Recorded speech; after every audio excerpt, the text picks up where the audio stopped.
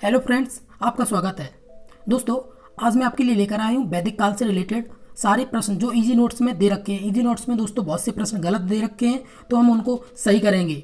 दोस्तों, आपसे हमारी रिक्वेस्ट है कि आप चैनल को जरूर सब्सक्राइब कीजिए और वीडियो को लाइक तो जरूर ही कर दीजिए और अपने फ्रेंड सर्कल में इसको शेयर कर दीजिए। दोस्तों, आप लोग अगर 1000 सब्सक्राइबर कंप्लीट करवा देते हैं तो उसके बाद हम लाइव क्लासेस दे सकते हैं। तो चलिए दोस्तों, आज के इस वीडियो को शुरू करते हैं। जो भी प्रश्न हमारे गलत हैं हम उनको सही करेंगे।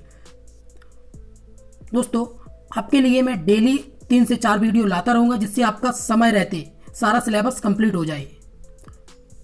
दोस्तों, इसी के साथ आगे बढ़ते हैं। हमारा दोस्तों सबसे पहला प्रश्न है कि वैदिक काल का प्रारंभ माना जाता है। दोस्तों, वैसे मैं आपको बता दूं कि जो वैदिक काल का जो समय है वो हमारा 1500 से लेकर 500 ईसा पूर्व माना जाता है। लेकिन इस प्रश्न में हमें ऐसा कोई ऑप्शन नहीं दे रखा है। जब इस प्रश्न में कोई ऑप्शन नहीं दे रखा है तो हमें इसमें रिलेट करना होगा कि हमारी शिक्षा जहां से प्रारंभ हुई है, ये शिक्षा का ये जो काल है इसका प्रारंभ से और अंत तक का समय पूछा गया है कि कब से कब तक मानी जाती है। तो दोस्तों, मैं आपको बता दूं कि इसमें जो 2500 से 500 रखी गई है, ये सिंधु सभ्यता और वैदिक सभ्यता, ये दोनों को मिलाकर इसमें 2500 ईसा पूर्व से 500 ईसा पूर्व तक मानी गई है। लेकिन इसका जो राइट आंसर है वो राइट आंसर होगा 1500 से 500 ईसा पूर्व तक। चलिए दोस्तों, अगले प्रश्न पर चलते हैं। हमारा अगला प्रश्न है, प्राचीन भारतीय शिक्षा का आधार था। तो प्राचीन भारतीय शिक्षा का आधार वेद था। ऑप्शन है बी, बिल्कुल सही। वैदिक काल में शिक्षा का प्रारंभ हुआ था ऋग्वेद से, क्योंकि जो वेद सबसे पहले आया उसी से हमारा शिक्षा का आरंभ होगा। वैदिक काल में शिक्षा एवं सामाजिक व्यवस्था पर आधिपत्य था सिर्फ केवल ब्राह्मणों का। ऑप्शन नंबर ए, वैदिक कालीन शिक्षा मुख्यतः आधारित थी ऋग्वेद पर, अथर्ववेद पर, सामवेद पर, इनमें से सभी पर। दोस्तों, मैं आपको बता दूं कि वैदिक कालीन जो शिक्षा थी वो चारों वेदों पर आधारित थी। लेकिन किसी को अगर शिक्षा ग्रहण करनी होती तो कम से कम उसे एक वेद का ज्ञान तो होना ही चाहिए। तो इसलिए वैदिक कालीन शिक्षा का जो मुख्यतः आधारित थी वो ऋग्वेद पर आधारित थी। अगला प्रश्न है हमारा, वेदों में शिक्षा शब्द का प्रयोग किस अर्थ या रूप में हुआ है? विद्या, ज्ञान, बोध और विनय से, सीखने से, धारण करने से, स्वर वर्ण का उच्चारण से।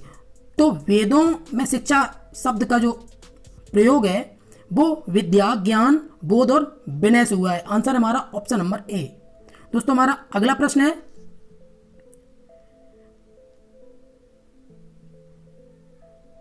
वैदिक काल में जीवन का मुख्य लक्ष्य था ज्ञान प्राप्ति, स्वर्ग की प्राप्ति, मोक्ष की प्राप्ति, लौकिकता की प्राप्ति। हमारा आंसर है ऑप्शन नंबर सी, मोक्ष की प्राप्ति। अगला प्रश्न हमारा, वैदिक काल में शिक्षा थी मौखिक, लिखित, उपरोक्त इनमें से कोई नहीं। तो हमारी जो वैदिक काल में जो शिक्षा थी वो मौखिक थी। वैदिक युग में आज तक भारतीयों की शिक्षा की मुख्य अवधारणा जीवन के विभिन्न क्षेत्रों में हमें उचित मार्गदर्शन देने में रही है। यह कथन किसने कहा था? दोस्तों, यह कथन हमारा कहा था डॉक्टर अल्तेकर ने। डॉक्टर अल्तेकर ने यह कहा था कि वैदिक युग से और आज तक की जो भी शिक्षा है,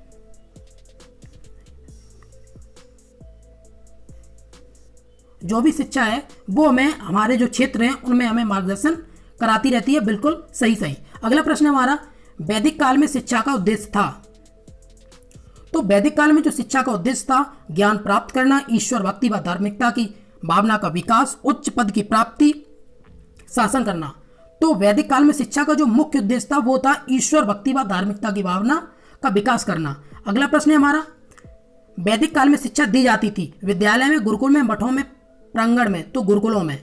अगला प्रश्न है हमारा, शिक्षा को ज्ञान, प्रकाश और शक्ति का ऐसा स्रोत माना जाता था जो हमारी शारीरिक, मानसिक, भौतिक और आध्यात्मिक शक्तियों तथा क्षमताओं का उत्तरोत्तर और सामंजस्य पूर्ण विकास करके हमारे स्वभाव को परिवर्तित करती है और उत्कृष्ट बनाती है। तो ये बात किसने कही थी? तो ये बात भी डॉक्टर अल्तेकर जी ने कही थी कि जो शिक्षा का जो ज्ञान, प्रकाश और शक्ति का ऐसा स्रोत है, क्या? एजुकेशन, जो हमारे शारीरिक, मानसिक और भौतिक, आध्यात्मिक शक्तियों तथा क्षमताओं का उत्तरोत्तर, मतलब इससे बाद भी और पहले भी, उत्तरोत्तर और सामंजस्य मतलब ऊंच नीच जो है उसको भी पूर्ण विकास करने हमारे स्वभाव को परिवर्तित करती है।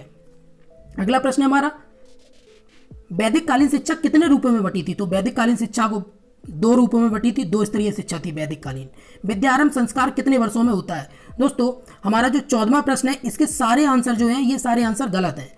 मैं आपको बता दूं कि हमें अगर एग्जाम में सवाल पूछा जाएगा तो हमें इस तरीके के कोई ऑप्शन नहीं दे रखे होंगे जो कि सही नहीं है। मैं आपको बता दूं, इसमें 8 वर्ष की आयु से, बालक की 8 वर्ष की आयु से ब्राह्मण के छात्रों को शिक्षा दी जाती थी, 11 वर्ष की आयु से क्षत्रियों को और 12 वर्ष की आयु से वैश्यों को शिक्षा दी जाती थी। तो विद्यारंभ संस्कार कितने वर्ष में होता था?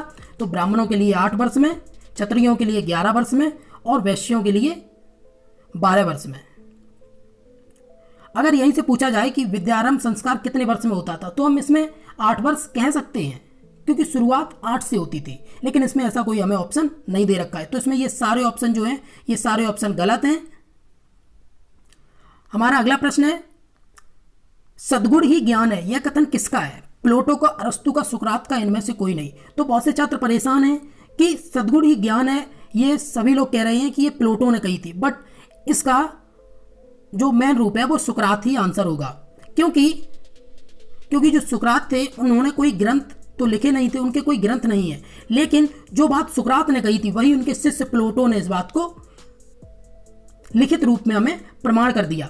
तो सद्गुण ही ज्ञान है, यह कथन सुकरात ने ही कहा था, ना कि प्लेटो ने। तो आप इसको सही तरीके से रिलेट कर लेना। हमारा अगला प्रश्न है, वैदिक काल में शिक्षा का उद्देश्य था ईश्वर भक्ति की भावना एवं धार्मिकता का विकास, चारित्रिक विकास, व्यक्तित्व का विकास। दोस्तों ये तीनों ऑप्शन ही हमारे सही है, तो इसमें आंसर होगा ऑप्शन नंबर डी। विद्यारंभ संस्कार संपन्न कराने का कार्य था, तो ये पुरोहित का काम था, ना कि गुरु का, क्योंकि गुरु हमारे उपनयन संस्कार कराते थे, ना कि विद्यारंभ संस्कार। जो विद्यारंभ संस्कार होता था वो बचपन से ही शुरू हो जाता था, जब तक बालक गुरुकुल जाने योग्य नहीं होता था उससे पहले उसकी प्रारंभिक शिक्षा घर से ही शुरू हो जाती थी। हमारा अगला प्रश्न है, गुरुकुल का शाब्दिक अर्थ है, तो गुरुकुल का शाब्दिक अर्थ है गुरु का परिवार, ऑप्शन नंबर ए। अब गुरु का परिवार, ये भी बहुत से लोग कह रहे हैं कि ये गुरु का निवास होगा, क्योंकि गुरुकुल क्योंकि गुरुकुल के ही नाम से इससे रिलेट हो रहा है कि गुरु का निवास होना चाहिए, बट ऐसा नहीं है, यहाँ गुरु का परिवार है।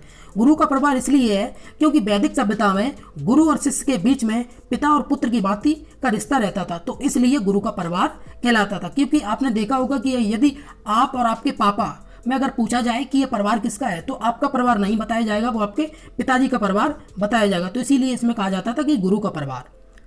गुरुकुल की स्थापना की जाती थी शहर के समीप, सरोवर के निकट, वन में, घर के समीप, बस्तियों के समीप। तो इसका आंसर है सरोवर के निकट, वन में, क्योंकि शांति चाहिए होती थी उस समय। हमारा अगला प्रश्न है, शिक्षण कार्य के अलावा गुरु का कार्य था उच्च शिक्षा का चिंतन, भौतिक सिद्धांत पर चिंतन, आध्यात्मिक सिद्धांत पर चिंतन, लौकिक सिद्धांत पर चिंतन। शिक्षण कार्य, गुरु हमारे शिक्षा तो हमें देते थे, बट इसके साथ में हमें अध्यात्म की भी शिक्षा देते थे। तो हमारा आंसर होगा ऑप्शन नंबर सी, आध्यात्मिक सिद्धांत पर चिंतन भी कराते थे। हमारा अगला प्रश्न है, गुरुकुल में किस वर्ग को शिक्षा प्राप्त करने का अधिकार नहीं था? क्योंकि वैदिक सभ्यता थी, तो वैदिक सभ्यता में अगर हम बात करें उत्तर वैदिक सभ्यता से पहले, तो उत्तर वैदिक सभ्यता से पहले स्त्रियों को शिक्षा का अधिकार था, लेकिन उत्तर वैदिक सभ्यता के बाद स्त्रियों को शिक्षा से वंचित रखा जाने लगा था। तो इसमें आंसर होगा ब्राह्मण, क्षत्रिय, वैश्य तथा शूद्र। तो शूद्रों और स्त्रियों की शिक्षा से वंचित रखा जाता था। हमारा अगला प्रश्न है, उच्च शिक्षा प्रारंभ करने से पूर्व कौन सा संस्कार होता था? तो उच्च शिक्षा से विद्यारंभ का, उपनयन का, प्रवज्जा का, समावर्तन का। तो इसमें सबसे पहले संस्कार होता था उसे हम उपनयन संस्कार कहते थे, जो हमें शिक्षा से पहले कराया जाता था। हमारा अगला प्रश्न है, उपनयन का शाब्दिक अर्थ है गुरु के समीप ले जाना, छात्र को लाभान्वित करना, छात्र को ज्ञान देना, शिक्षक व छात्र के संबंध, मध्य संबंध। तो हमारा इसमें आंसर होगा ऑप्शन नंबर ए, गुरु के समीप ले जाना, ये उपनयन का शाब्दिक अर्थ है। हमारा अगला प्रश्न है, गुरुकुल में शिक्षण सत्र होता था। इसमें ये जो सारे ऑप्शन हैं, इन सारे ऑप्शनों में इसका अभी तक कोई सही सा आंसर नहीं मिल पाया है, तो इसलिए अगर आपका ये प्रश्न आता है तो ये 5 से 6 माह आप कर देना, क्योंकि अगर कोई ऑब्जेक्शन होगा तो, क्योंकि इससे रिलेटेड काफ़ी बुक्स भी देखी, उनमें कहीं भी इसका कोई सारांश नहीं दे रखा है। क्योंकि गुरुकुल में शिक्षण जो सत्र होता था वो हमारा 12 वर्ष, 24 वर्ष, 36 वर्ष और 48 वर्ष होता था। 12 वर्ष के अध्ययन में हमें ऋग्वेद की शिक्षा दी जाती थी। जो व्यक्ति एक वेद का अध्ययन कर लेता था उसे हम स्नातक कहते थे, और जो 2 वेद का अध्ययन कर लेता तो उसे हम वसु कहते थे। 3 वेद के अध्ययन को हम रुद्र कहते थे और 4 वेद के अध्ययन को हम आदित्य कहते थे। तो 12, 24 और 36, 48। हमारा अगला प्रश्न है, जीवन पर्यंत विद्यार्थी की छूट किस वर्ग को थी? तो ब्राह्मण वर्ग कभी भी जन्म से लेकर मृत्यु तक इसके बीच में कभी भी वो ज्ञान प्राप्त कर सकता था, लेकिन ऐसा क्षत्रियों और वैश्यों में ऐसा नहीं था। इनकी एज लिमिट थी कि इस एज से आप इसके बाद आप शिक्षा ग्रहण नहीं कर सकते। अगला प्रश्न हमारा, गुरुकुल में पाठ्यक्रम का आधार था भौतिकता, आध्यात्मिक, लौकिकता व आध्यात्मिक लौकिक। तो इसका आंसर होगा ऑप्शन नंबर सी, लौकिकता व आध्यात्मिक। दोस्तों आपको हमारी वीडियो कैसी लगी हमें कमेंट सेक्शन में जरूर बताएं।